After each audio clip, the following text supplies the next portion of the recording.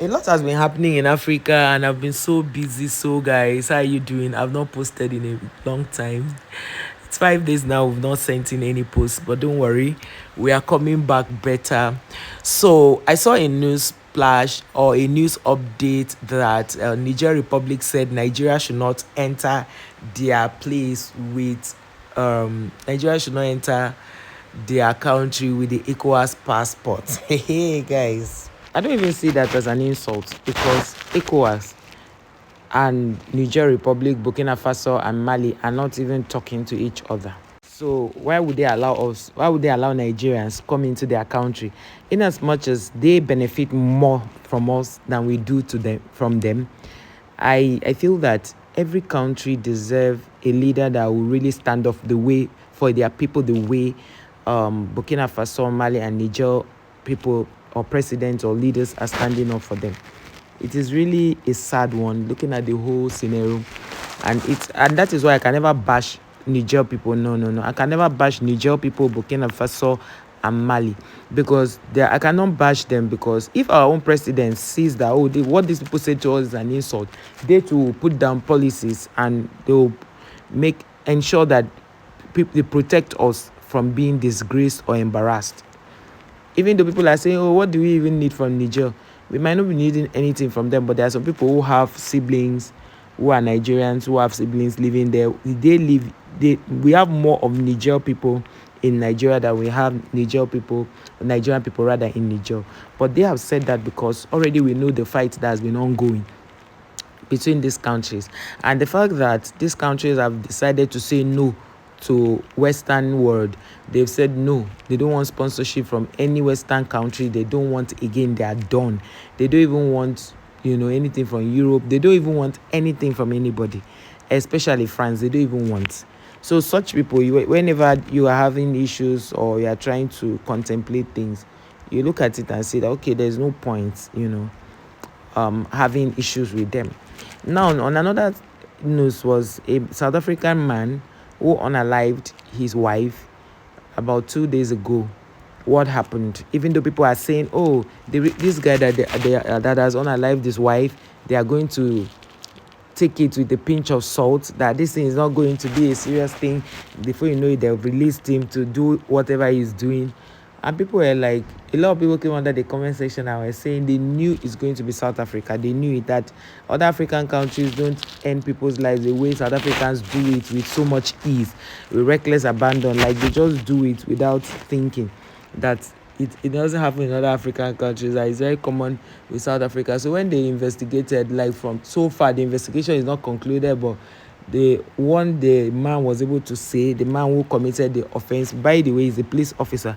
It's so sad how police officers, the level they can go to just to unalive somebody. Like, everything is almost like every time it's the police officers.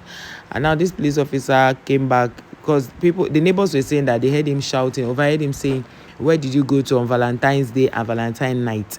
So you see how people are celebrating Val that is supposed to be a season of love, while other people are making it a problem, right? Back to Wode case.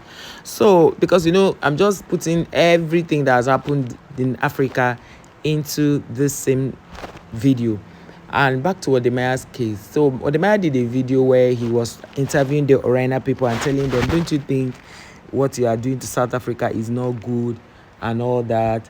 Then the Orina people were saying that that in Orina, the reason why they like to live alone is because there's no load shedding, there is no. And by the way, I wonder who gives Orina power plant that they are using to power their. Are they using solar? That they don't have issues with lights there, they don't have load shedding, because one other creator interviewed somebody, and the man was saying that you can see an Orina girl passing and nobody will waylay her, nobody will take undue advantage of her. And they asked the guy, have you ever seen? The guy said no, he has never seen. The other guy said, okay, that now in Orina you can keep your phone outside and go and come back and that phone is still intact. And I think that is already they do that also in Dubai.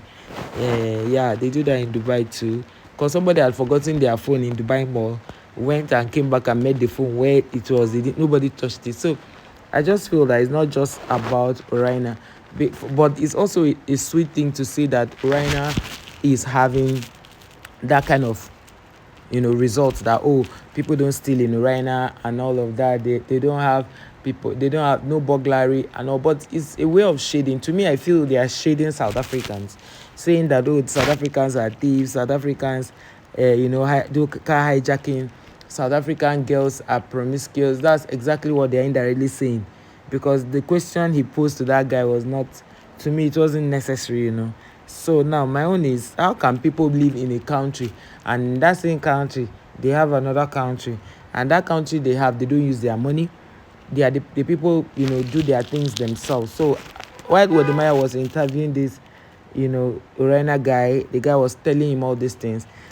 So Wode now asked questions that put him into trouble, that South Africans have been dragging him for the longest, that he should never come to South Africa again. But my question is that, saying somebody should not come to South Africa again, is it true that these things are happening? Like now, I felt that Wode was even supporting the black South Africans, because the way he started the whole thing, I know that there were some places where he asked questions that were too direct.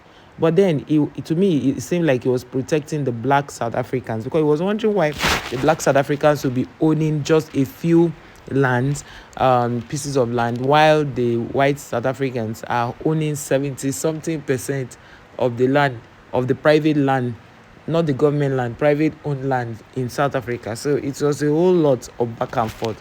But the people some South Africans did not like it.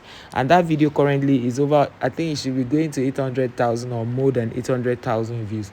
So a lot of them came there bashing him and saying all whatnot. While some were saying it's okay, they understand the game. And now I remember that just recently, Donald Trump told the Afrikaners that they should come to America, that he's cutting AIDS from South Africa. He cut almost all the AIDS in South Africa, so that they will not, the Americans will not have anything to do with them. He now told the Afrikaners, who are the Uraina occupants, that they should come to America. But one of the things that the Uraina people were asking is, on what basis are they coming? Are they coming as, and they are going to have permanent residency, or they are coming? They must say they should come as refugees. And you know what it means, going to another man's country as refugees, right? Even though they don't think that it's a refugee kind of thing, but you'll be treated as such. So they say they are not going. A lot of them say they are not going. Some said they thank Trump for the kind gestures towards them, but they are not going to America. And some other people now say, oh, Trump, you will go to America, you're going to give us a green card. That they don't want to do that. So the Rainer guy that Wode was interviewed was saying that he doesn't even want to relocate. He wants to stay there. Over 400 years ago, his parents have been in South Africa. But the thing is, who came to South Africa first? It was South Africans, the black South Africans. So the whites came and met them there and decided to create a country for themselves. So that's been, and the apartheid, because when the man was even asking that guy he was interviewing, he said, this monument you kept here, don't you think that it's like you guys are bringing back apartheid? And he said no, that they are not bringing back apartheid, they are just, kind of respecting their memories and all of that. Okay, so guys, this is what has happened so far and then another thing that happened is Burkina Faso President Ibrahim Traoré opening a lot of very good standard schools, a lot of plans for industrialization and all of that. So it's been a whole lot of good news and bad news this particular season, let's say period. So guys, I just thought to show you that Ibrahim Traoré is doing super great for his people, and he doesn't really care about the people coming in to invest. And he has said that anybody who is coming, whether you are Chinese, Lebanese, whoever you are coming to Burkina Faso, you must teach their people. So they are building schools to ensure that all children go to school. I think the school is for free. So that's what other African country leaders should emulate. Guys, thank you so much for watching this video. Please let me know your thoughts on the police officer that unalived the wife, on the Niger that say Nigerians should not come to their country again. There are new laws with that ECOWAS passport and every other